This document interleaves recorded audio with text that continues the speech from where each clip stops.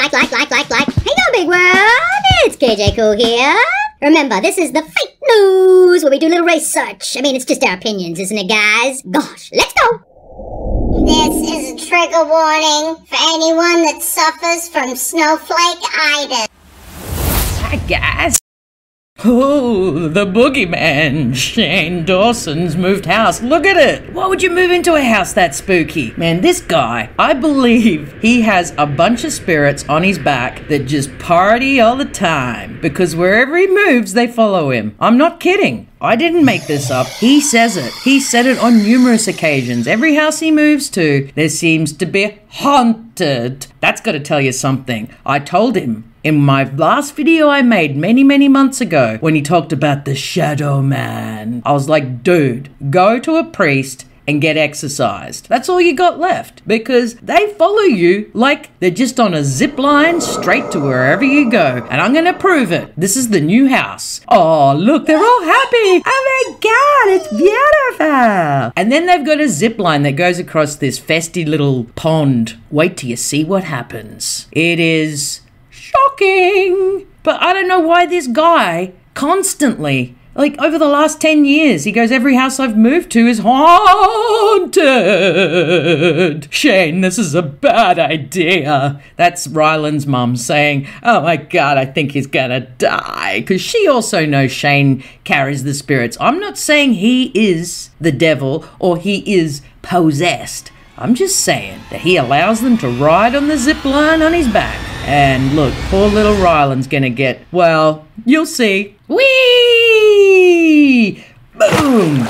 That's what happens when you go on haunted zip lines. I mean, these people, they should know this by now. And then when he fell into the pond, look what happened. Oh my God, he got eaten by a giant octopus. I don't think he was eaten. I think he was attacked. And already, this is off to a bad start. I mean, seriously, this is no Dawson's Creek. You feel me? You dig? How about I just recap for all you cutie pies that didn't watch any of this?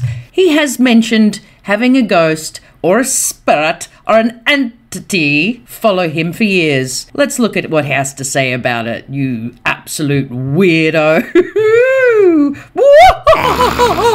I don't know if it's like because I'm dealing with issues in it, personal issues, and I'm also writing scary stuff too, and I'm also like, I'm just so susceptible and open to ghosts and stuff. So I think whatever I am as a person is just very open to good stuff and darkness.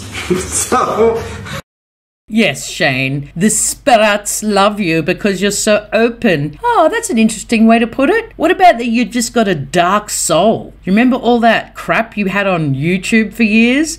Being mean to animals, sexually harassing animals, being odd with youngsters that just really was off the charts, being racist. Oh man, the list goes on. You brought so much darkness into your life that the spirits like you because in your heart of hearts, in your soul, you're dark, man. I don't know why it's so hard to comprehend. I just can't. Let's listen to more of his explanations because quite a few people have experienced these spirits. Probably a week later, Trish was here and she was on my couch and she was sitting where I usually sit. So I was sitting across from her and Rylan was there too. And out of nowhere, it's around midnight and she just goes, and I said, what? And she goes, nothing. And I said, what? What did you see? And she goes, it was weird. I saw like this, like a shadow or something go up the stairs. And me and Rylan grabbed my arm and I was just like, oh my God.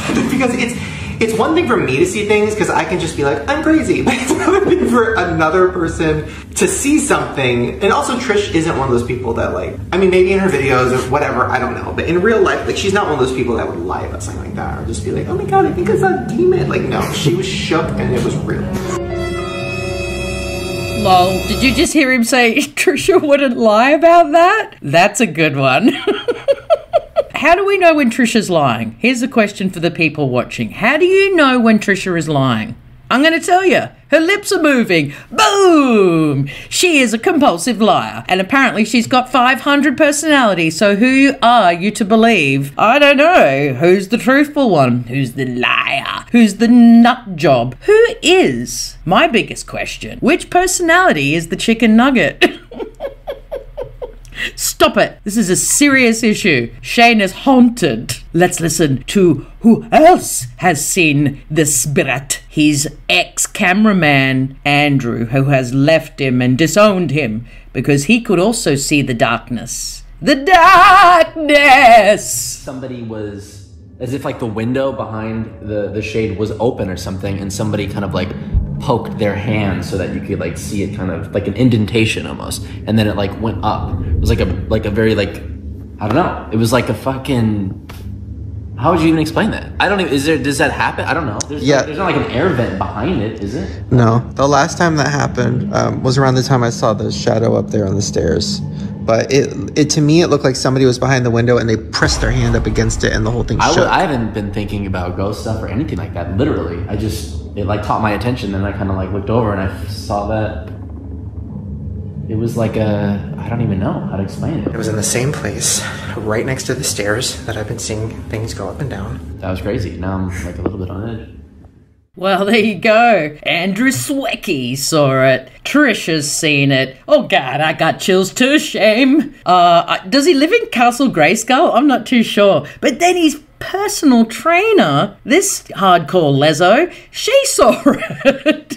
And she's like, oh my God, I've got technical issues. Like, why do you people think that technical issues is something to do with the other side? I'm not kidding here. If Shane hadn't carried on about all this ghost chat that he lives in Castle Grayskull, she would not be going, oh my God, like my phone's being weird. That means it's a ghost phone. I mean, give me a break. I can't wrap my head around that stuff. I mean, if you see stuff with your own eyes, that's another story. But when you have issues on your phone, and come on. Hello? Hey God, it's Jeffree Star. Yeah, well if anyone fucks with me, they're gonna die. Okay, love you too, bye.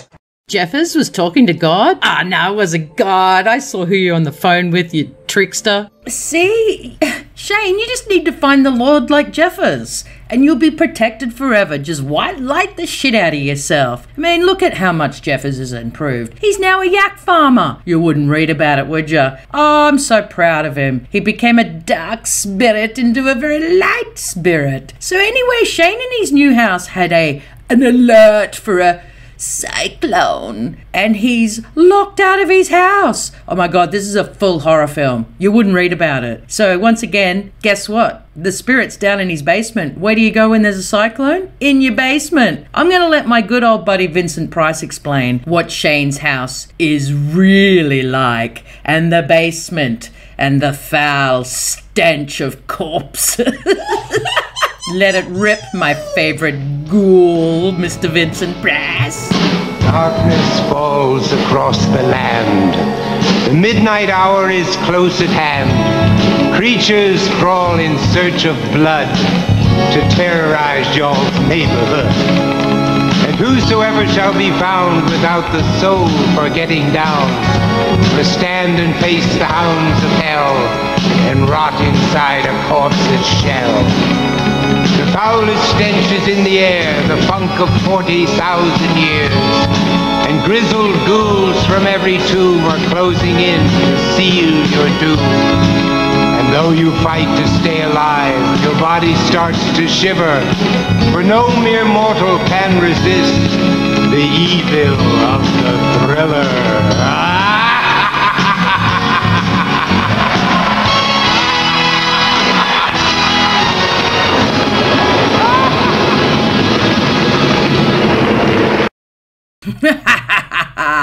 Hey, Vincent, I didn't realize his bloody basement was that dark, but Jesus, the funk of 40,000 years, and I'm not talking good funk. He was talking dirty, rotten, scoundrel funk. Like, it stinks. It ain't good. I've told you before, people that watch my videos, when you're a badass, you go to Funky Town. And that's exactly where the Dawson fams are going. Funky Town. Mark my word. But one hot tip for you and Ryland, stay away from the ghost zip line. We've worked out, I've solved the problem how they get into your house every time. Just forget about the zip line, because that's their entry. My other hot tip, go and see a bloody holy man and deal with it. You know, get them to do smudge fests all over your house with that stuff that they smoke them out with. You know, the rosary beads, all of it. Get them all in, man, because enough's enough, you know? If they're in every house you've ever lived, we got a problem, Houston.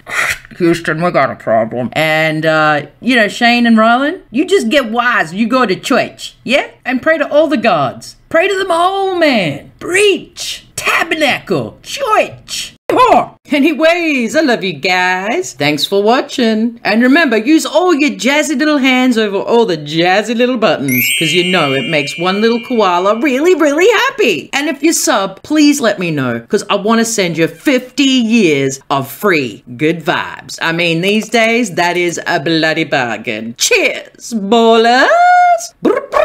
I don't care about what you think you see, the things you want to know when you look at me. God knows I done been through and paid my dues. Can't you try to fail? Cause it's on you. I wish that you could be a little bit more upfront. Way the situation how you want. The loving that you claim is just a 4-letter word. The third letter's inviting, so visualize the word. You curved off face when you're handling the candelabra. So you're sitting on the big grand, transmitting like you made a man. But you're being a funny face like a chick. When I see you, I'ma tell you quick that ain't all good. That's true. Things ain't going like things should. It's all on you. It ain't all good. That's true. Things ain't going like things should. It's all on you.